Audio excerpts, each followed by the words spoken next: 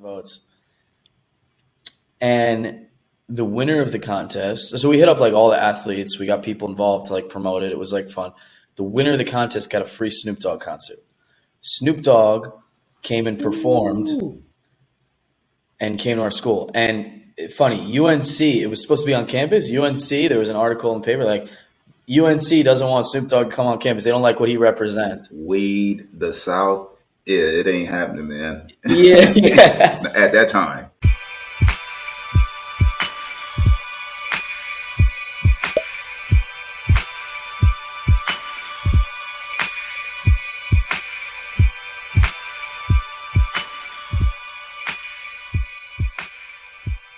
Let's get into it. Ladies and gentlemen, please give big hand claps for the founder of Bknown Agency, Brendan Kaminsky. Thank you, Rob, for that warm. What's up, man? How you I'm doing, doing man? well. I appreciate that warm introduction. Appreciate being here on the couch with you, even though we are many miles away from each other.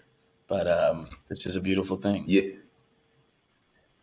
yeah, it's a beautiful thing, man. Thank you for taking some time out to hang out with us, man. And you know, we had in our pre-recording meeting, just a nice chat, man. And I couldn't wait to get the opportunity to do this, man. Yeah, so thank you. And I know it's early, over there in Florida, sunny Florida. But yeah, man, I really appreciate you taking some time out to kick it with us. So, Brendan, when I bring people on the show, I love to hear the story, and the story cannot be fulfilled unless we start from the beginning. Are you cool with that? Absolutely. All right, cool. So we're gonna get into it. All right. So tell me about young Brendan. So, grew up in Philadelphia. Grew up in the suburbs of Philadelphia, and look, my whole life, right, have always really been into sports.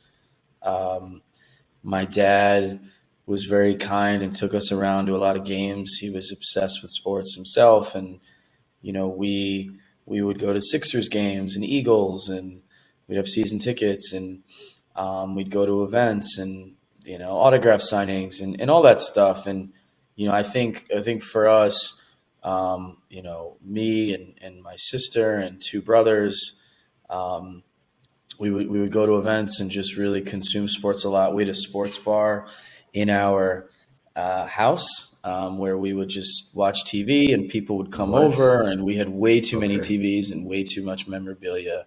So I think growing up in Philly, being around that culture and stuff, like we had a good childhood, and we really enjoyed to like go to events together. So obviously we'll get into where I'm at present day and things that I'm doing, but younger, like Of really course.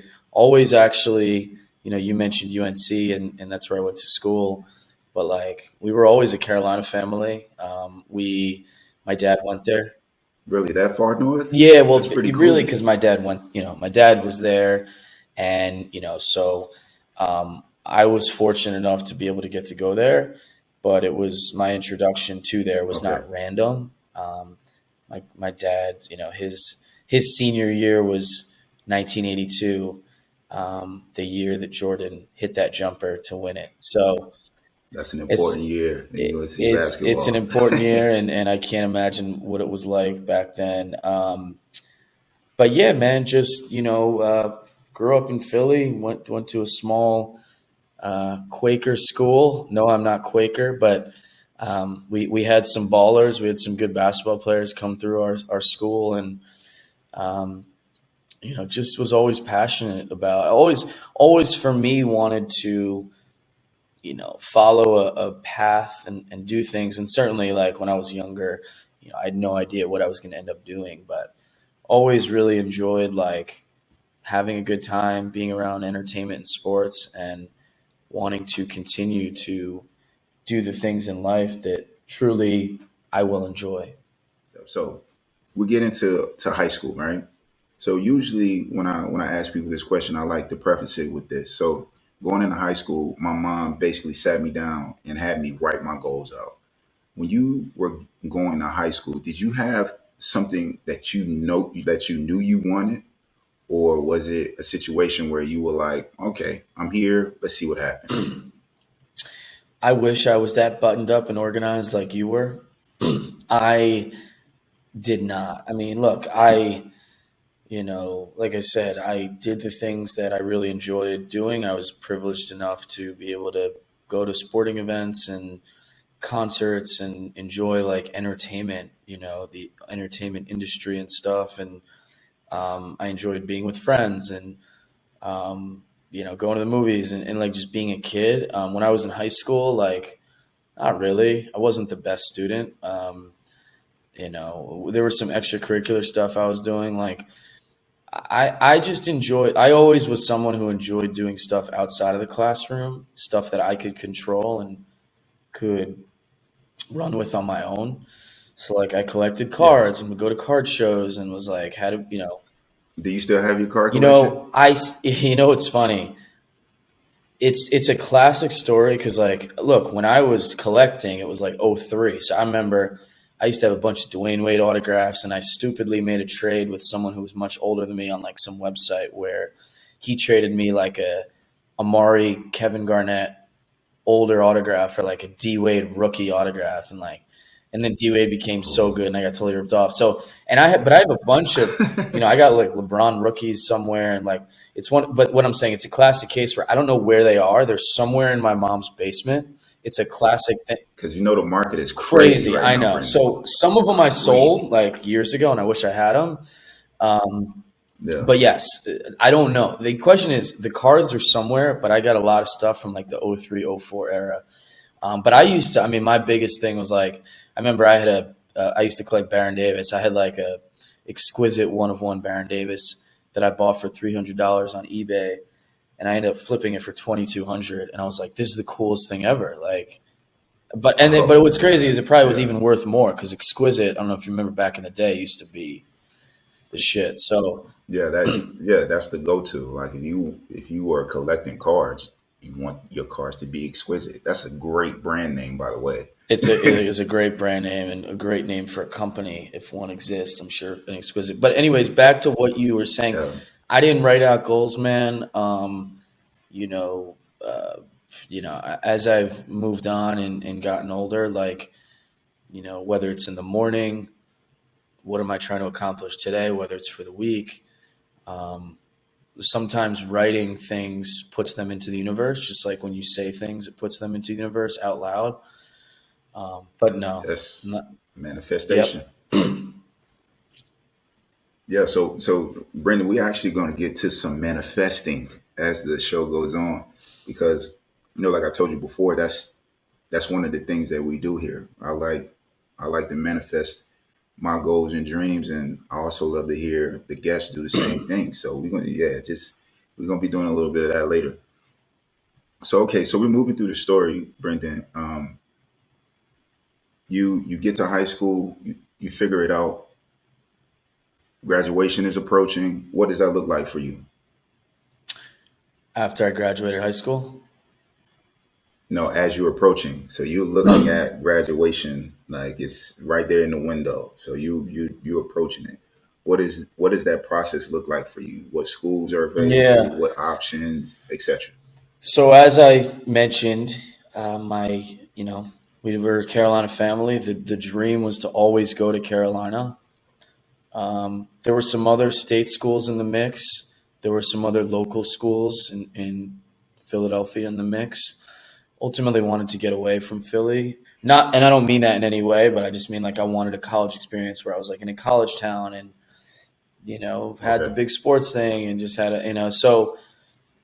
But it was really for me. It was always Carolina or bust. Like if I didn't get into Carolina, I would have been devastated. And it's a Yeah. different, story, and because like it's not like we would go down there, right? Like him and my dad and his fraternity brothers, during when there's football games or alumni stuff, like we would go there, and I would know the campus, not like intimately, but I would know it. So it was always like, oh my God, like I'd love to be a student here. So my story was a little different in that it was like, all right, if I don't get into Carolina, my world's about to be rocked. And that was it. And I Man, got in, and I remember I was sitting in like the gym. I think I was sitting in our high school gym, basketball gym. And I think it was my mom who called me, and she was like emotional. She's like, or it was my mom or dad. I can't remember, but I think my mom called me and was like, "Oh my God, you got in!" And what do you mean? Like you're going, and so it was really exciting, and it's funny because I was always a Carolina guy, so like people around in high school, oh, yep, that's makes sense, that's how it's gonna happen, like. right. But I was like, well, I didn't know, I didn't know if it was gonna happen, and they were excited. So, and like you said, people from our area like don't really. It's really in state. It's 82% in state. It always will be, and Yeah. I was very fortunate, and yeah. So that's what it looked like. It was like Carolina or bust. Man, it's really interesting to hear you say that. Of course, you ended up going there, but I had the same approach playing basketball. The first time that I saw that I can remember, Carolina basketball was back when George Lynch was there, and because I'm from South Carolina, so we got to see all of the games on Jefferson Pilot Sports. So we got to see all of the ACC games and SEC games on Saturdays. And the first, I could just remember the thing that drew me in was that Carolina blue.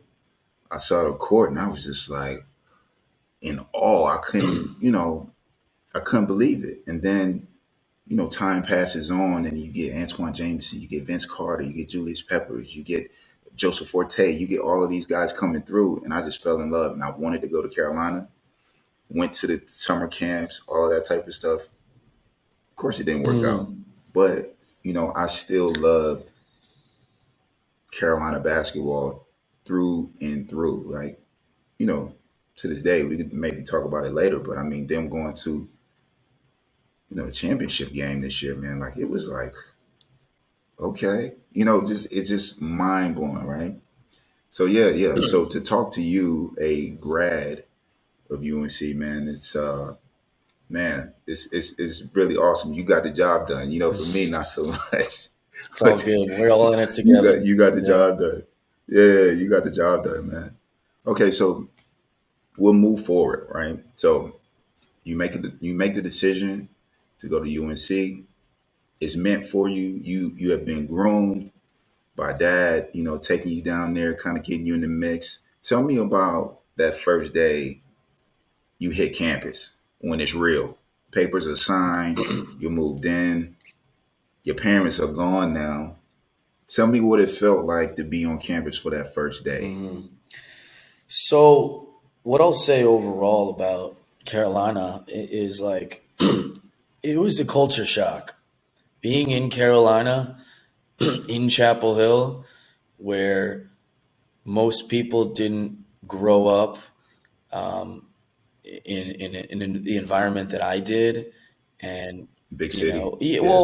I mean, I grew up in um, a largely Jewish area in a suburb of Okay. Philadelphia where 92 kids graduated from my um, there were 92 kids in my graduating senior year class, like 92, right? Uh, UNC has 4,000 in one, class. So, One class. Yeah. it's much bigger. As far as the first day, I don't know if I remember specifically the first day, but I just remember that, it took me a while to like truly like be like, I can't wait after fall break or after whatever break to like go back. I'm not saying that I didn't want to go back, but like it definitely takes time that transition for me. And like I ended up joining a fraternity, and I joined a fraternity and I met a ton of people that I felt I could connect with, and like that changed the game. And I met Was that process hard for you? Which Let me take process? it back Yeah. a step. Did you join the same fraternity that your dad No, I didn't. is a I part of? didn't. I didn't. Okay, okay, I didn't. okay, He was ZBT. I was AE Pi, so they are both Jewish fraternities. okay. But no, they weren't. They weren't the same one. That would have been funny. They did recruit me, but I didn't think they made sense at the time. But no, man. I think what it took a solid year to really, and I know that wasn't your question, but like I think getting down there, meeting other people from out of state like myself that grew up in areas where I felt I had similar backgrounds. And by the way, not all my friends have similar backgrounds, and it's really important to have friends from all over that have different experiences. Yeah, But right. some of the people that I would meet there, they're like from North Carolina. They just they're just different. The experiences were different, and I couldn't relate as much to them, and like really feel like they were like they'd be a homie. So it just Yeah, took some time, and then once a year came, once I joined a fraternity, and I met kids from New York or New Jersey or Baltimore or in similar environments, similar experiences, had similar interests than me. I felt like a lot of North Carolina people like maybe just didn't have interest or didn't understand some of the things that I did or the way I grew yeah. up. So once I get over that, it was amazing. I mean, look, freshman year was incredible because that was '09, Hansborough, when we won the championship. So like Ooh, Psycho T. Psycho T, it was amazing. But I'd say there was some culture shock for sure. And like I had a buddy who I met in first semester. He left. He went to Michigan. He couldn't, and he should have given. I mean, I still to this day think he should have given it a year, full year. Was he from Michigan? No, he was from New York, but he went Oh to wow. Michigan, which is Okay. basically like a New York bubble. A lot of Michigan is, but Okay. it was beautiful being there. It just took some time. The fact that it took you a year being in the dream destination, like you wanted to be there, and then when you got there, it was just like, ugh, this is different. Yeah, That's pretty interesting to hear. no, it wasn't like in a bad way where I was like, damn, I don't know if I'm like I can do this. Like not at all. Like I had an amazing experience, and like Right, right. still to this day, like I keep in touch with people from my freshman year dorm, who were literally on my floor, and I think it's an amazing thing that we still keep in touch. But it just it took time. I mean, I look like there's not and again, I have plenty of friends like all over the country, all different interests. But like when you go from an area where like I had never felt more from the Northeast and more Jewish than I did when I went to UNC.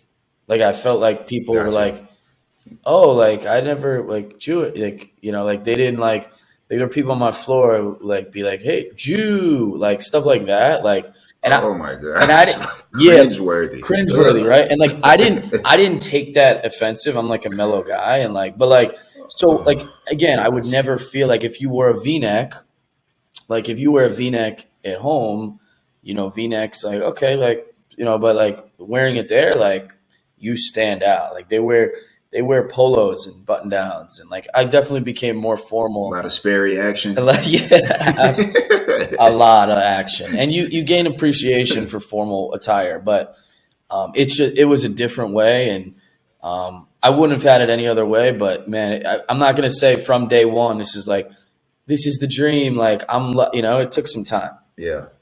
Yeah, and I mean, we all have to go through those things, especially when we're entering into new worlds, right? And we're going to talk about that for you, kind of entering in a new space, in a new place.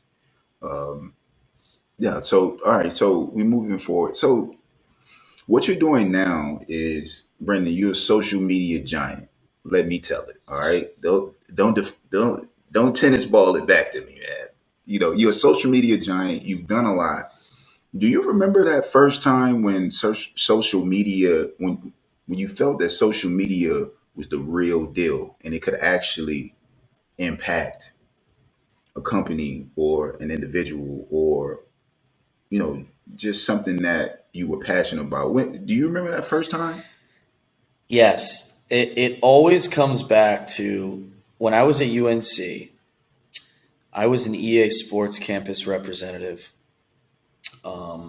and we would throw Did they tournaments. give you? Did they give you games for free? Yep, yep. You were a very fortunate individual Yes, because, they did. yeah. Okay, go ahead, man. I'm gonna let you They finish. gave us games, and we had to give them out, and we would throw tournaments and do stuff. And me and my friend Tyler, who's no longer with us, but Tyler Uh, and I were campus representatives, and there was a campaign. There was a campaign to drive people to go to Facebook, and there was a 6-week campaign, and every school could tell their students, "Hey, like there's a video game." It was like the interface is not there on Facebook now, but like back in the day, it was like every day you can vote for your school. You can watch a video of you can watch a video of the video game. You can like the game on Facebook, and you get points based on what actions you take. And so our job was to yeah, promote the game and to promote people voting. And all across the country, right? It was UNC, Illinois, Gonzaga, Duke, like Penn, whatever. All these different schools had representatives. And whoever won at the end won a prize, which I'll say in a second what the prize was. So at the end of the 6-week campaign, we won the contest. Nationwide contest, got over 35,000 votes. And the winner of the contest, so we hit up like all the athletes. We got people involved to like promote it. It was like fun. The winner of the contest got a free Snoop Dogg concert. Snoop Dogg came and performed Ooh. and came to our school. And funny, UNC, it was supposed to be on campus. UNC, there was an article in the paper like UNC doesn't want Snoop Dogg to come on campus. They don't like what he represents. Weed the South. Yeah, it ain't happening, man. Yeah, yeah. At that time. At At that the time. time, and you know what's funny is like they just had Juicy J perform. They just had like a bunch of rappers who like it's just like Snoop like is all like everyone knows, but like every Yeah. rapper. So anyways, but they ended up doing it in Raleigh, but it was a free concert, and like we did the pre-show, so there was like a pre-show where Tyler like he brought on some people to dance and to like sing and DJ, and like I was on stage like and the whole school and like my friends all went and like Snoop Dogg, and then we got to meet Snoop Dogg after I was the just about to event. ask you got to meet Yeah, so Snoop. like I met Snoop Dogg. I still have a picture. A little blurry. That moment was a little blurry. No 4K cameras at that time or 1080p. Yeah, no, we didn't have Snapchat back then. Yeah. I was not posting on Instagram stories back in 2012, but Wow. got to meet Snoop Dogg, man, and like it was like this all happened through social media. There's something here, and the fact that this tangibly was able to happen was so cool. And so that was the first moment. And then I started doing more of that stuff.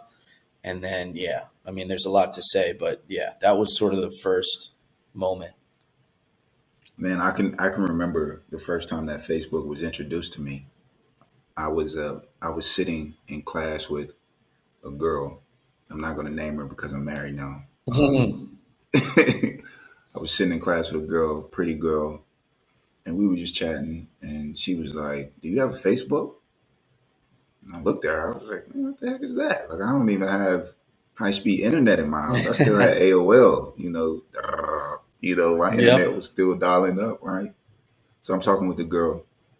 She's like, "Yeah, I got this Facebook thing." She opens up her profile in this computer class that we in, and then she's showing me, "Yeah, I posted a picture and boo, boo, boo." And then I'm talking with this person. And for me, I'm slow on everything. Like, I had to have a friend of mine introduce me to Instagram. So at that time, I was definitely slow. She introduced me to Facebook. I go to college, and then I get Facebook, and the reach that I was able to have with people from back home just twisted my brain up. I was like, wait, I can be 3, 4 hours away, and people can see, they can know everything that I'm doing. At that time, we weren't taking pictures of our food or anything, but I can post pictures from the basketball game that I played in, all this stuff. So I was like, man, this is different. And then over time, of course, once you hit school, EA Sports comes to you and says, sell our game. or our brand blows up. Snoop Dogg pulls up. Man, it's crazy. It's just so crazy to be a part of that generation of people who actually saw the birth of social media, and Mm-hmm. now we're in the midst of it. We've seen the good and the bad, and Yeah. really bad.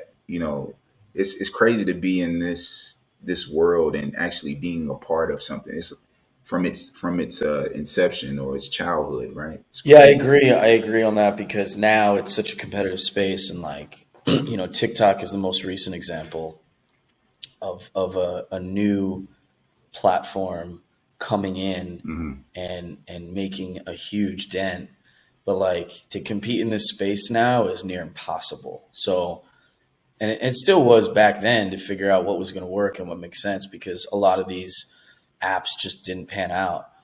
But like, Right. yeah, I mean, we saw in the beginning, and I know I was, like with Instagram, like, I wasn't late to Instagram, but I wasn't on it right away. But I remember when it was like, I remember on Instagram when I was at an Eminem. The coolest concert I've ever been to was an Eminem concert years ago Okay. with my brother. And I remember being at the concert, and like the only way you could post on Instagram with a video was or a photo. I don't even know if they had videos, but like you had to take it in the app. Like you had to have the app up, and you had to Okay. like you Yeah. couldn't like do it on your camera roll. So like I remember being at that Eminem concert and like filming something, but it was in the Instagram app. I'm like, I gotta post this for sure. And like you don't know what that nowadays you can just be like, oh well, out of these 5 million photos that I took from the concert, this one is Yep. the best. But back then you could Yep. just like film it. You had to film it. Man, yeah. I actually made a pretty, especially for me, it was a pretty funny post when the Instagram videos got released. And I just kind of looked at the camera like, wait, am I moving? Like Yeah. that was Oh, a I video. see. Like, what would they think of next? Like, and they thought of a lot. And then from that point. They did. Oh, I see. I see. You're a content creator. That's good. That's good. Maybe you'll become a client. That sounds. You sound like you got some skills. Listen, man. I first of all, based because of sports, and this is, I kind of give it up to sports all the time. I adjust well on the fly. I'm a good learner.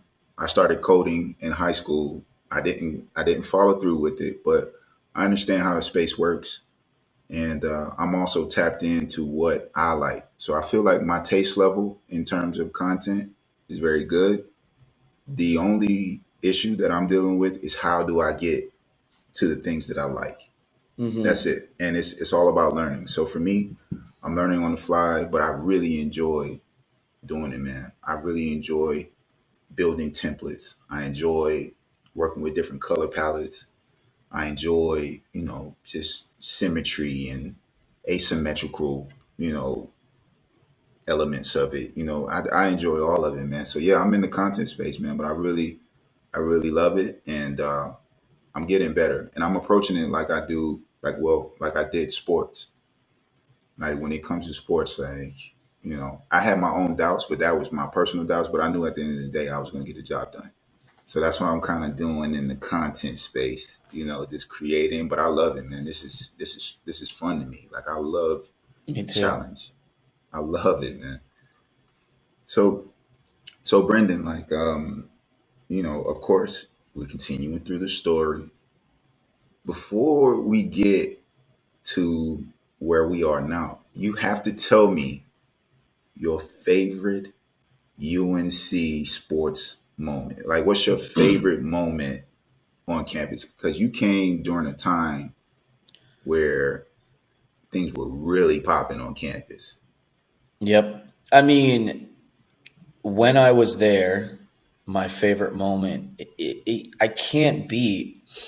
So, 2009, we won the championship. I remember Yep. storming Franklin Street, and I back in the day. Historical Franklin Street. Oh my God, epic Franklin Street.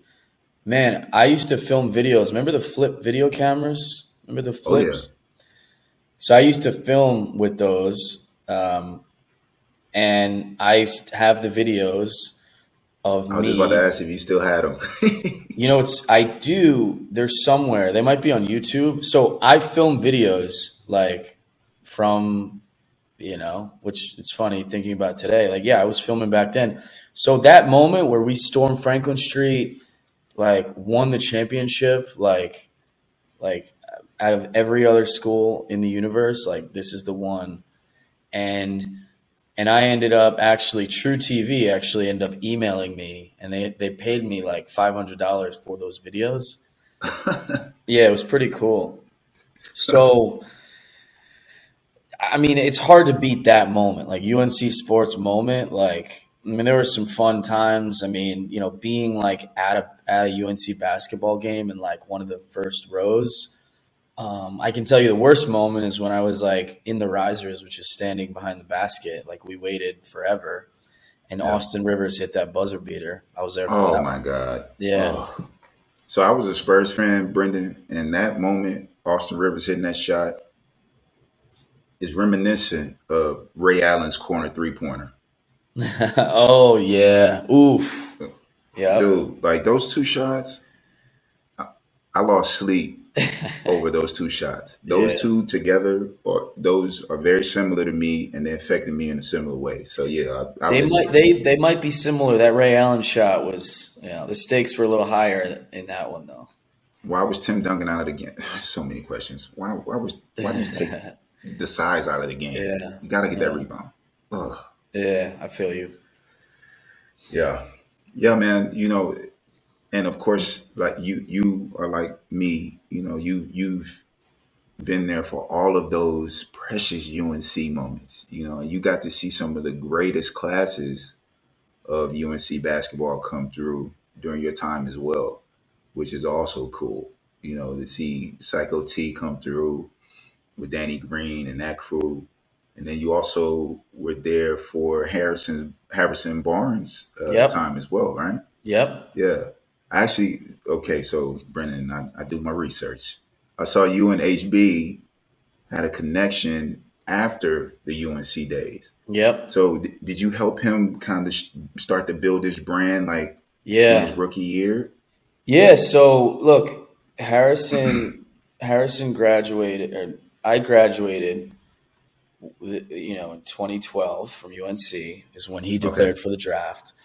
Yeah. Um, I kept pitching him stuff. I, built a relationship, and eventually I told him social media is important to his brand, and um, and I'd like to help him with that. And he introduced me to his agents, spoke to them, made a pitch. They didn't approve. They didn't accept it.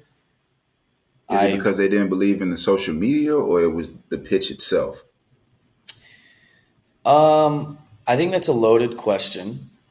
I Ugh. think Okay. I think that I think that look, agents generally are not really concerned as much with brand building, the things that I'm doing, in my opinion. Not all agents at all. They're focused on the big deals, the contracts on the court. They're focused on the Pepsi deal and Old Spice and Red Bull and like I just think it was not a focus for them.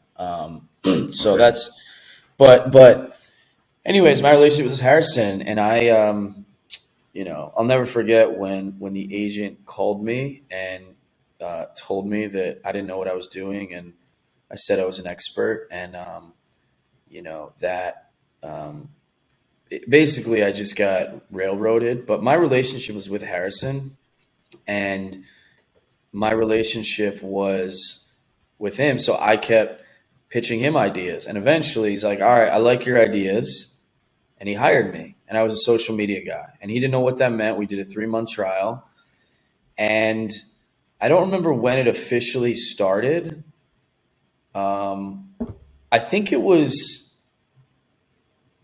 it before he was a rookie? I think it might have been after his rookie year or midway through his rookie year. I can't remember. But man, he gave me a chance, and he didn't know what it would be. And it was a 3-month thing. It turned into a year thing. He became a client, and I got great exposure to him, the industry. I would go down to games in San Fran, and he believed in me, and a lot of this stuff worked, and it went well, and we built a friendship. Still to this day, talk, and he's really into NFTs, for instance, and we talk about NFTs all the time. Okay. But man, he was. We did a lot of fun stuff together, and that led me eventually to getting to ESPN because I was, we did some. The coolest thing one of the coolest things that I almost did that never happened was when he was in the dunk contest. I was talking to the SportsCenter social media team, which I eventually ended up managing, which is cool. But I was talking to the SportsCenter social media team, and my guy there, Mike Buckland, shout out to Mike Buckland. If he's listening, probably not. So, Mike. Mike, who brought me to ESPN. He's like, what if this is a crazy idea? What if Harrison took over SportsCenter social media while he was in the dunk contest, like during the dunk contest? And how that would work is like maybe there'd be a producer there that would like help and do stuff. And Yeah. so I pitched to Harrison and like, look, nowadays like everyone has their own media outlets, and look, SportsCenter social is still a beast, and it would Yeah, still of be course. dope to take it over. And Yeah. shout out to that team who crushes it. But like, back in the day, especially like this will be all over SportsCenter. Like this will be a big deal. And Harrison's like, let's do it. Like he was pumped up about it. So I was like, damn, I got him to approve it. He would do it. I didn't know how that would look like. They were going to send a producer. The NBA shut it down. NBA didn't want it to happen, which I was so bummed about.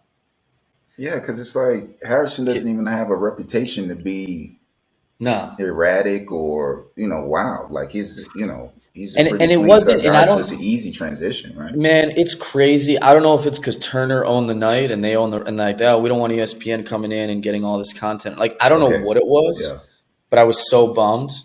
But anyways, that like that was my interest. Like working with Harrison and doing stuff. Like I met a lot of great people. Still to this day, I keep in touch with those people at ESPN. ESPN eventually offered me a job after they're like, "Oh, you're Harrison's social guy. Like, you want to work here?" But yeah, man, I have so much appreciation and and like I said, still talk to Harrison to this day, and we've become good friends and have similar interests, and it was a really really fun, man. I mean, I thought about moving to the Bay at one point. Yeah. But didn't end up doing that, and I'm glad I stayed at ESPN and ended up like continuing to follow the path because I'm very feel very happy to be the place I'm at now. But yeah, man, I love me some HB, and he was great to work with. Yeah. So I was going to ask you what was on the table after graduation, but you get an opportunity at ESPN after not too long after graduation. So Yeah. yeah. Go ahead. No, yeah. I mean, I worked at ESPN. I mean, I was like, my quick path is I was working at a startup clothing company, What which was was the, would you Jackson name that Joker. brand? I was a campus rep for them. Did I what? What was the name of the brand? Jackson Jokers. Okay. All right. So I was a campus rep for them, and then I was doing some stuff. Celebrities loved the stuff. They were an Entourage, for instance. Like, they're really cool brand. Scott Lerner owns it, who's still a friend to this day. But I was doing that. Then I had a job at Bloomberg doing marketing. Didn't like it. Bloomberg's great for the resume, good pay. But I was like, this is not me. And then, and then simultaneously I was talking to Harrison. So, okay, so so maybe it was like 6 months after graduation or like maybe somewhere between 6 to 12 months after graduation. Then I started doing Harrison stuff. Then I was independently consulting, doing him and some others, but I didn't have a full-fledged business at all. I had no idea what I was doing. Right. And then at ESPN, so I'd say about a year, I started at ESPN September 15, 2014. I graduated from UNC May 2012. So a year and a half or so after graduation, I worked at ESPN, and yeah, so that's the path. So what's that feeling like getting on the campus of ESPN? So Yeah. you've been doing all of this stuff. You've tried some other opportunities. not things that you prefer. What was that feeling of actually getting on ESPN's campus? Yeah. So, man, excuse me. ESPN, amazing. I mean, like I was so like when I remember the first time that I was introduced to someone at ESPN, I thought it was the coolest thing. I was like, someone was like, oh, oh, my brother-in-law works at ESPN. Like, Mm. he like runs the digital team there. And I was like, I was at Bloomberg at the time. And I was like, yeah, I'd love to meet someone who runs digital at ESPN. And like, so just like being a fan like you are and consuming this growing up and all that stuff, like getting there, man, was just amazing. Getting the tour of the campus, seeing the studios. Um, I was definitely intimidated and very excited, and it was so badass for me. And like being in Connecticut and like just being around all these people who you don't go to Bristol, Connecticut to like go there, like you don't Yeah, go there to yeah, like start a family and let's be like, oh, this is where I want to be for my yeah, life. Like people move down there because they work at the worldwide leader and they're competitive, they're smart, they're driven, they want to be at the biggest and the baddest. So to be around that culture, to be around those people, like it's pretty special. And it's a fraternity, man, a big fraternity, a sorority. Like it's it was amazing. So but when I was first there, yeah, like it's funny, when I first started, I was like I wanted to be buttoned up. I was wearing like a really nice, button down, the belt, dress pants, nice shoes. And then like you realize like, especially in this day and age, I mean, now a lot of people work remote, but like then I was like, oh, I don't need to do all. I can wear jeans, I can wear Adidas, like, I don't have to be super buttoned up. It's like about doing your work, and it's a fun environment, like just to get your work done. So there's so much to say about ESPN, but best thing to happen in my career. yeah. I mean, it's an amazing opportunity. It's the worldwide leader in sports still to this day, despite what anyone is saying or how Yep. other companies try to duplicate what they're doing. ESPN is still leading the way. That's just how it is, right? Let me ask you this, and for me, when I talk to people, I like to talk about the mentality. So the man or woman behind the man or woman, right? So there's a mindset that goes into business. And for you, you were on the campus of ESPN. You're doing a ton of work with their social media channel, which is massive. What does the life of a social media coordinator of a corporation look like? What are you doing day to day? Yeah. So my very first job at ESPN was social media coordinator for ESPN college football.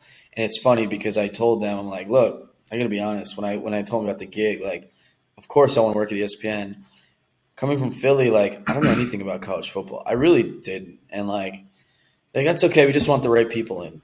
So I just ended up what I would do, I would sit in on college football live meetings, production meetings, because they have a daily college football show, see how we could integrate social media. There would be a poll that we would do. They'd have fans vote, and there would be sponsored obligations as part of that show through Twitter. But what that looked like, it looked like representing college football for ESPN in all the different facets. So the articles on ESPN.com, the news stories, breaking news, um, representing ESPN on site for big games. So like I was at the College Football Awards show. My yeah, that first year, my boss took me to the College Football Awards show in Orlando.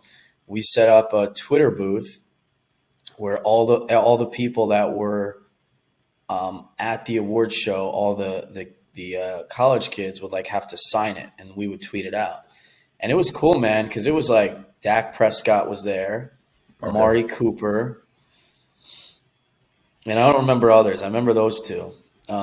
Yeah. So we go to games. I didn't go to that many. I don't think I went to games. I think my boss would go to games and stuff that first year.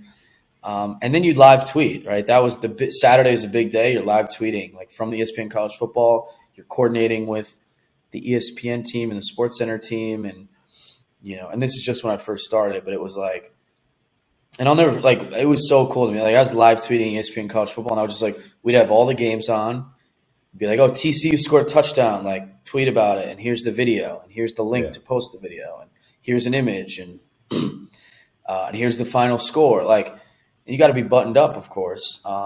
Yeah. And for me, back then, it was so cool when I would see like ESPN retweet something that I had tweeted, like, and I got a little numb to it, and and so because then I became one of the people that would be pushing that button to retweet stuff. Okay. But yeah, I mean, it was just representing anything related to that. Let me ask you a question. So I'm now a content creator, and Yeah. my process is just create the content. If it's up to my personal standard, put it out. Like, don't even second guess yourself. When you were in that position, were you creating? Were you trying to create something that was perfect, or did you go into it saying this is a hit, or did you start to post something and you said nope, scrapping that, I'm going When back? I first, yeah, when I first started, the rules were different. It was very conservative. It was driving people to ESPN.com. Mm, It was posting Getty images. It was doing text updates. Like, it was conservative. Like, life's much different now. If you go to the ESPN feeds, there's some of the most creative content ever. Like the graphics are yeah, amazing. yeah, There's unique video edits. Like back in the day when we first started, like I wasn't allowed to do that stuff. I wasn't, and I didn't know how to do that stuff, but it was like very basic. So back when it first started, the answer is no. As time went on, and I would then eventually I was running the NBA on ESPN social media presence along with my colleagues. Then we were able to do some more creative stuff. Like that operation became different. We were able to do more native content. Um, and then it just became, and then when the Sports Center thing happened, then like we could do a lot more. Like there was a time at ESPN when I first started, we couldn't post native videos, as crazy as that sounds. wow, So as time went on, to your point, yes. And then look, when you're representing a worldwide leader, you got 35 million followers. you better not There's no miss. room for error. Yeah, don't miss. Yeah, don't miss because you could be the biggest rock star alive. You could be on fire, and then one thing happens, and so not over, but you get a lot of emails and calls, and how could you do this? Which and then it's all over ESPN. It's all over the Deadspin and awful announcing, and Once it's all these out, it's different. out. Yeah, so the room for error was so. It's a very challenging job, very educational and rewarding job, but the room for error is very very minimal. Yeah, so I mean, you love sports, but you operate in a sports like environment. So, for example, guys playing in Philly, they came up short. It's a lot of pressures going around, and your job is to perform. And even though you aren't dribbling a ball or shooting a hockey puck or throwing a football, you still have to operate under pressure. Especially with a small margin of error. Like, you have to deliver. If you don't, you're in the doghouse. Pretty much. Yep. So, Brendan, so we're moving through the story. I don't want to keep you all day, but I want to go here. So you end up getting a promotion with ESPN. You get more responsibilities. You are successful in that position. You're everywhere. NBA Finals. Did you do the NCAA, the college football championship? Man, Deshaun Watson when he threw the game-winning touchdown pass to Hunter Renfrow against Renfro. Alabama. Yeah. Yeah, I was there for that. Yeah. So your responsibility grew in the company, but something else also grew. Something grew inside of you that put you in a position where you said, maybe I can do something else? What happened during your Yep. run at ESPN that put you in a place to say, maybe I should try something different? Yeah. So for me, it was not a maybe. For me, it was when. And I knew, Rob, I knew that I wanted to get back to being independent. Like I knew that for me, ESPN was not a destination. It was a platform, and it was the best platform ever for me. Mm-hmm. But I knew that I had aspirations to, do my own thing. Like I enjoyed what I was doing before I was at ESPN, doing the Harrison stuff, and I was independent. It was, I had no idea what I was doing. Like, it was a year. I was working out of my apartment, and now it's funny. I'm still working out of my apartment, but I'm a lot more mature as a business owner, I'll say. Okay. But look, for me, I got to a point, Rob, where I felt that I was at ESPN 6 years or 6 plus, whatever it was. I built a ton of great relationships, both internally and externally. I felt like at ESPN I'd accomplished what I wanted to accomplish. And I got a lot of exposure there, so I was fortunate. But like whether it was working on the biggest brands, working with people, meeting producers, meeting the talent, working at events, like I was like, I've done it, and I've done it in a way that I've really enjoyed it. And I got to a point where there was more and more external conversations I was having where people wanted help, and I'm like, I'm gonna try. Like I felt like pandemic was the best time to do it because Yeah. digital was blowing up. You know, expenses were lower than they traditionally are because wasn't leaving the apartment, wasn't going to You work. don't have to Like, go. You don't have to go into the office. You can just take care of business right there from your bed. For some people, I wouldn't yeah, encourage that, by the way. yeah, no, it's good to have a desk, but no, I was cooking more. Like I just there was just I felt and I it was getting to a point where I was like, I knew I could continue to intersect with ESPN. I knew that I have relationships with some of these talent, and I felt like if I left, I could continue to help them in a way that I couldn't necessarily extend myself at ESPN, or I could continue doing it just not there. Yeah. And that was it. And that was the next opportunity. And I was like, look, I was staying up late at night, like just like in bed, just like, well, I need to do this. I need to do this. And like, I didn't tell anyone I was doing it. And when I say I didn't tell anyone, I mean like zero people, like nobody knew. Mm-hmm. And I was dealing with that internally, which was challenging. But because when and something's in your gut, like, like if someone's, if you're Rob, like, hey, I want to start this podcast, Yeah. and then you like talk to people around you, like, well, do you have time, with basketball and with, your job, and People tend to then you talk you might out of doubt, it. or Yeah. yeah, it's like I didn't need to hear any of that, Right. and so I did it, and so that was the hardest part, and um, it's been such a fun journey over the last year, about year and a couple months. And ESPN was amazing. It was very supportive and allowed me to do some work for them after I told them that. Yeah. But for me, I don't think it was anything changed while I was there.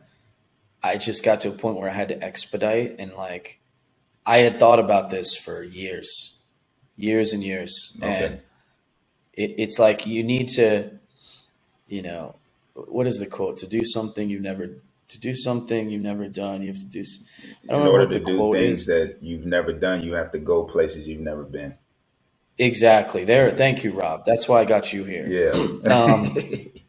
You got to go places you've never been. You got to rock the boat. Yeah. And I always tell people, in some capacity, you got to transition is good. It's scary, but for me, this is the transition I wanted and the life that I wanted, and um, I'm just very thankful and appreciative for all my experience at ESPN, and this has been the perfect, not perfect, nothing's perfect in life, but for me, it's been what I've wanted, It's just right. and it's been, yeah, it's just right. Yeah. Let me ask you this, and then so we're approaching the latter part of the episode. Yep. What? Tell me about the fear that was attached to leaving the machine. Yep. Talk to me a Yeah. little bit about that and how you overcame it. Yeah. So the fear, number one, the first thing everyone thinks about, the first thing I thought about was like income, right? Oh yeah. I get the direct deposit every Thursday to my account. The taxes are taken out. I get the health insurance. Disney's got great health insurance. If Hmm. anyone's looking to work at a company with great health insurance, Disney takes care of its employees. Okay. Um, I've got all the resources in the world. If I go to the NBA Finals, I'm all access. Not all access, but like pretty much. Like I'm on the floor.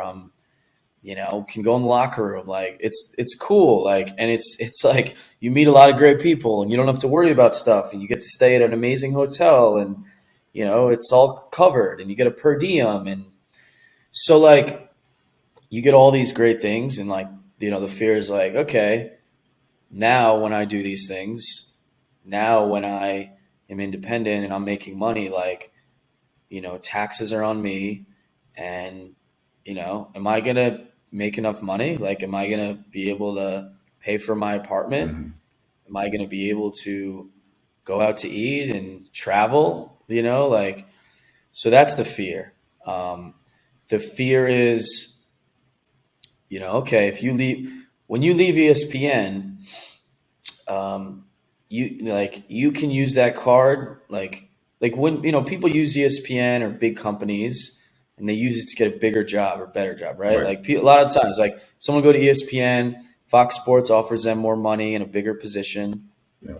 and then you use that, right? So like you can only really do that ESPN move once. I mean, nowadays, the world's changed and there's a lot of opportunities out Yeah. there and like jobs, but when you use that card of like I'm leaving ESPN for a new thing, there's a lot of attention and focus on that. So it should be calculated. And like, yeah, when you leave ESPN, people want to work with you, right? Similar to if you work at the NBA or the NFL or, Instagram or like a big company. Especially if you did it And then the when you right leave way. ESPN, yeah, I mean, I think so. And like when you leave, you're not, you're your own person now. Right. Oh, you're used to work here, right? So it's different, and you don't have all the resources in the world. So those are the fears. Um, but I believed in myself. I had no financial plan, and I'm not saying that's the best way to do it. Yeah. But I was like, okay, if I get a few of these people, I can do it. I got some money saved from the pandemic, not a lot, but I got some cash. If it doesn't work out, we'll figure it out. So I had no financial plan. Like I had a friend reach out who also works at a big organization. Like, hey, how'd you decide? Like, did you like do like some math and say, oh, I can do this for 6 months or two? And I was like, not really. I just believed in myself and my relationships Yeah. and believed in the work that I do. And I felt that I had a different niche that others were not providing. And I felt like I had trust with people. So I think I just had belief and I'm still figuring out like I'm on Cobra right now. So I'm not paying 100% what Yeah. health insurance, but I think it went from like 60 a month to like 700 a month or something. So it's like, Okay. something like Yeah. that. Or maybe it was more than 60 a month. I don't know what Disney was taking away, what out of my paycheck, but Yeah. like, yeah, like I'm still dealing with it, but there's a lot more opportunity for me this way. Yeah. I was just about to ask you that. You're off and you're independent. You are now allowed to see your vision come to light, and whatever happens with Bknown comes from you. Of course, it's a collaborative effort, right? There's some other people who Yeah. are involved. They give feedback. You bounce ideas off of each other. Boom. Now it's process. Let's get to the finished product. It's yours. But do you miss the machine a little bit? So you just ran off a list of things that people would love to have. You Mm-hmm. have your freedom of thought and information on this side, which is be known. And then you have the machine, which is here, which provides you access, things such as health insurance, I mean, per diem, XYZ. You can go down a list. Do you miss it every now and then? No, the answer is no. Okay. I and I don't mean that in a negative Of course way. not. I don't mean Yeah. that in a cynical way. I mean that in a way of I'm loving being independent. I'm loving adhering to myself and my Hmm. schedule and my rules and business that I want to attack and don't want to attack, and the ability to have opportunities and say no to them because they don't make sense work wise. Um, and when I miss certain aspects of being there? Of course, when I was living the dream and I went to, I mean, this is crazy, but I went to every game of the Warriors Cavs game 7 Shootout. series, every game. Yeah. Yeah. And so, yeah, I mean, I traveled like 20 straight days. I'm on ESPN's dime. I'm all acts like, of course. Do I miss that? Yeah. Even though my body was ready to like kill me Right. Right. after that trip. But like, no, I don't. Not there's no regrets. The only regret is not doing it sooner. But I'm trying not to have that regret because I'm appreciative and happy with where I'm at. But I think there's so much more to go. And And timing is a real thing. Everything to some degree has to align. And it was perfect timing for you. Like you got the complete vision, you did the work, and then I mean, even though you had fear and this and that, you hit the ground running when it was time to do your own thing, you know? timing is everything. So I try to not live. I do live with regrets. I'm not like patient enough to say I don't live with Of regrets. course. But no, the answer to that question is no. And do I miss certain benefits? Of course, I'd love to not pay much in health insurance, but like for me, I have always been entrepreneurial in nature, and I wanted to be independent. And this is the path that I want, and it's just going to continue. There's no like, oh, I wish I was. No, not at all. Yeah. Okay. So Brendan, tell me. So I have two or three more questions for you, but Yeah, let's do before it. I get into the last two questions, tell us what Bknown Agency is and why it's important to the landscape we're in right now. Yeah, so I define Bknown as a branding and social media agency. So I scaled out what I was doing at ESPN, so still doing social management and strategy for clients, mostly in sports. Doesn't have to be just sports. I mean, 99% of the work I'm doing, but I intersect with entertainment and TikTokers who aren't related to Hmm. sports, as an example. But for all intents and purposes, we're in the sports space. And really, for us, what we're focused on is helping you brand build, specifically in the digital space. So, what does that mean? It means that we need to be on the forefront of what's going on with technology. So right now, TikTok is super hot, like, and it's just a behemoth. So like, Hmm. we just signed a client recently, and like, we told that person, you need to be all over TikTok, and like, we're gonna help you. We're gonna make content. We're gonna give you strategy. We know TikTok. We work with them. We'll get you verified. Like, we have relationships with the tech platforms, so to the extent we can use those to help with partnership or whatever is needed, we'll do that. But what it looks like is, certain clients are social, like strategy and like, hey, here's the playbook. We're doing less management over time Okay. because it's not as scalable and people expect the world. Of course. Yeah. Um, and they should, as they should, but it's just there's a lot that goes into it. So the strategy is the more important for us, like pivot. And for some, it's like helping them, like with business management to bring in partners and deals, and doing a lot with NIL last year. Well, I guess continuing to, but during the basketball and football season, bringing in deals for kids and focus on non-traditional deals like a crypto deal or an NFT deal, or doing something with Facebook. Yes. And so clients can be talent or brands. So brands as well, like serving as an access point, almost like, hey, you're a brand that's trying to reach these people. How can we help? How can we get to these talent and kind of funnel them in? And yeah, I think that what I'm providing is, I've seen that bigger agencies, they're focused on, they got, like I said, on court, on field. And look, everyone needs a digital strategy. It's important. I'm just coming at it from an angle where this is what we focus on. And like, I feel that I have the experience through being in sports, through being at ESPN and doing the things that I was doing. I feel very well positioned to help someone in this capacity. And I feel that, and like I work with agencies, right? Like I have relationships with agencies where they'll reach out and say, hey, my person needs help with their content or social. Like, I'm not, we have complementary businesses. Now they can intersect in certain ways, but typically it's a complementary service. So that's it, but we're just expanding and, doing a lot with Web3, like I just alluded to, and I've done talent booking for, certain shows, and that's sort of the niche, and it's been a blast. Man, so all right, so what's next? What's next for Bknown? Yeah.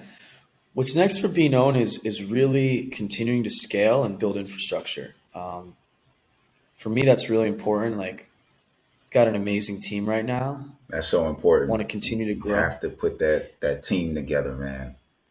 You gotta have it. Yeah. No, you have to, and it's important. And like, we're gonna hire 1 or 2 interns this summer.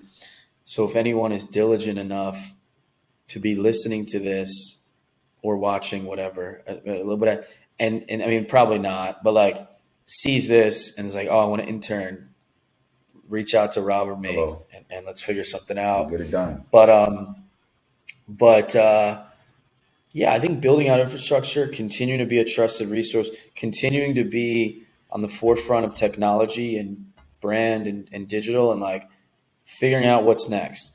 When TikTok changes, when Instagram changes their algorithm, when NFTs, are when these athletes or these things in sports are doing this in NFT, we want to be the resource to help you take advantage of that. Continuing with NIL. NIL for us is really important, continuing to funnel in deals for kids and to help educate them on the best ways that they can leverage their audience and their likeness, because that's what I've built my career doing for others. Hey, now you have to go into the high schools, man. This is how crazy it's You're getting, right. man. You're right. 16, high schools, 15, you got to start early. Yeah. And no, imagine totally. how much money LeBron James would have amassed at 14. I mean, yeah. Oh my gosh. Oh my gosh. You're so have right. you thought about that? No, I haven't. LeBron James with an NIL contract, like, oh it's my a God. no-brainer. You're totally right. He would have never got in trouble for that Hummer. Yeah. No, my God. Amazing. He's a billionaire now. Come on, man. Double that. By the time, I mean, he could have made $1 million at 16. Easy. No, and Mikey Williams. I mean, Mikey Williams did a 7-figure Puma deal. So Yeah. he's not even in college.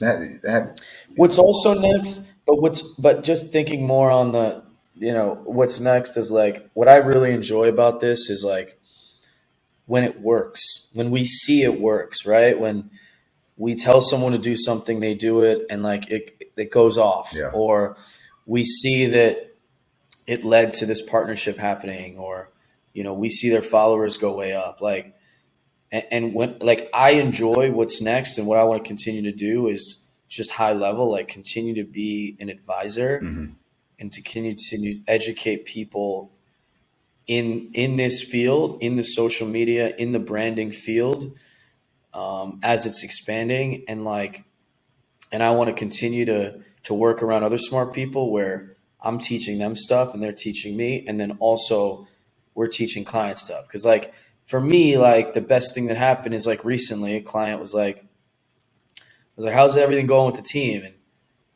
your team is great. Like, I'm really impressed. Everyone's really hustling and like different than what I've experienced and from others. And like, I'm so happy. Like for me, that's to me what makes the Yeah, job, yeah, that's because it's it. like Hmm.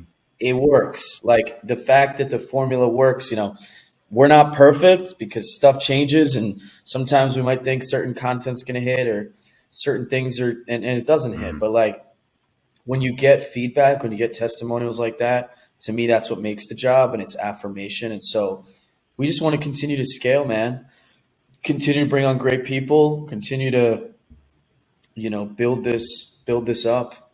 Hey, I love to hear it. So, excuse me, you just talked about affirmations. Now it's time for manifestation, Brendan. So this is the final question. What does your dream life look like? That could be personally, professionally, or both. What is that perfect scenario for you? Perfect scenario for me. I'm one of these people who people are like, oh, what are you doing next week or next month? Like, or where are you? And it's like, I'm like, or like, do you want to go to this game in 6 months or come to this city? And I'm like, I don't know what I'm doing for lunch today. I don't know what I'm doing Right. tomorrow. I live day to day. I'd say that, though, perfect scenario, giving back to my family. Okay. For me, I want to become successful enough and comfortable enough where I can give back to my family, give back to my parents, um, for my childhood, for what I've been able to experience in my Yeah. life. So to me, like full stop, I think if I'm in a position where I'm comfortable enough to be able to do that, that will make me happiest. Okay. So that's not an answer on like, professionally, Hmm. like what I like. Look, am I building something that's going to be sold to a different agency and then I get a great cash out? Maybe that's nice, like, I mean, that's something that's in my mind for Bknown, but it's very far away. Like, I'm not even thinking about that Yeah. right now. But like, I want to be in a position where, you know, in invest, something hits and like I'm able to share it with the people around me and I'm able to give back, and kind of, be a resource for my family. So that's what I'd say is my overarching goal. It's very like high level and big picture. Of course, like I want to, you know, I mean, like I have been like right now, I'm independent. I'm working on my own terms. I mean, I work for my clients, right? So like they're kind of the bosses. They're not kind of the bosses, they are the bosses. But the independence is great. But like, I'm building, man. Like I'm in the first hour of the first inning. And so, getting to a point where I'm like comfortable and I'm, can be in multiple cities and can have the flexibility and the freedom, the security with, having enough riches and I don't know if riches is the right word, but just, cash to just like, just be like, I want to do what I want, not because I want to go on a big boat in Miami or, buy a Rolls Royce, but just be like, not for that reason, just to be like, okay, I want to be in this city during the winter and I want to be in this one during the summer. And I want to have a Yep. family where we can travel and be happy. And just, so I think that like building towards freedom, like freedom in life, so you can just continue to do as you please and work and make sure that you're doing what you're doing, but also have the flexibility to be like, hey, I have a family and we're just going to take a trip to go here for this weekend and stuff like I'm that. in the same. I, that's exactly what I want to do. I want to create an ecosystem for myself and my family and my friends to where I can give back to them, but also, like you said, I can do what I want. Some people will refer to it as FU money, and you know what the F is for. Yeah, you know what I mean? So, Hmm. yeah, I feel it, man. So for me, Yeah, you feel it. Yeah, for me, like the dream, like I, I'm one of these people. If someone comes to my apartment, first thing, can I get you anything? Like, you want a drink, water, beer, vodka, like wine, whatever. Can I get you a snack? Like, I like being service hospitable. mindset, if you will. Um, yes. And so, like, taking that on a macro level, a dream would be, hey, like, let's take a trip to Hawaii. Um, we have a plane, and these 10 friends are going to come, like, and family, and everyone can come and not even have to sweat and not worry about, like, to me, that is a dream of just having financial Absolutely, freedom and being able to share it, like you said, with your family and friends. absolutely. Yeah. Hey, man, we're gonna get that, Brendan. You just said it. You said it. I didn't say it. You said it. Yeah. We'll be in it Oh yeah, together. let's do it, man. Let's do it. My crew will pull up with your crew, family, friends. We have a great time, man. Watch some Carolina basketball. Yeah, absolutely. And on the Carolina basketball front, I don't know how much time we have on this on left, but the best sports moment I've ever experienced was in New Orleans about a month ago for the Final Four, beating Duke in the final. Like, I was there, and it doesn't get better I than made a that. I post just need to about that, say Brendan. that. Caleb Love 3-pointer with 24.8 seconds on the game clock. It's beautiful. Amazing, man. I'm getting chills thinking about it. Beautiful. It was Yeah. unbelievable. Brandon, man, listen. So we're gonna wrap up. Before we wrap up, go ahead and give everyone your socials so they can get it. They can get to know you, maybe, or be known. Just share what you want, man. It's on you. So social, B Kaminsky, Bkaminsky on Instagram, Twitter. Hit me on LinkedIn. Bknown Agency on Instagram. Um, Check us out. Bknownagency.com is the website. Um, and yeah, it's been a pleasure talking to you and explaining my journey and be known, and if I can be a resource to you or anyone else um, through what I described, that's what I'm here for. That's what Be Known is here for. Listen, man. We want you to be known. Hey, I love it. I love it. Listen, man. I'm thankful for this collaboration, this conversation, man. It's been really real, and you are an expert in the field that I am now navigating. So I'm starting over. Well, I started in January. January 15th was our first episode. And I'm just, if you see my Instagram page, you can see little by little, the content is now growing, because I'm learning. And that's exactly what I want. I want to continue to get better and to be able to talk to an expert in that field who knows not only how to build brands, but how to put together amazing content. It's just great to have this conversation. And yeah, man, thank you for your time, man. I know it's Saturday. You gotta get No the gears worries. turning. But I appreciate your time. So, ladies and gentlemen, check out Bknown Agency. If you want an internship, you heard him earlier in the episode. He's looking for a couple of interns to help grow the business and help just give everyone the vision. Brendan Kaminsky was on the episode with us today, ladies and gentlemen. And before we get out of here, I have to drop that jewel. It costs nothing to be good to someone. Be good to someone today. This has been another episode on the couch, and you've been sitting with Rob Fields and Brendan Kaminsky. We're out of here. We'll check you all in the next one, okay?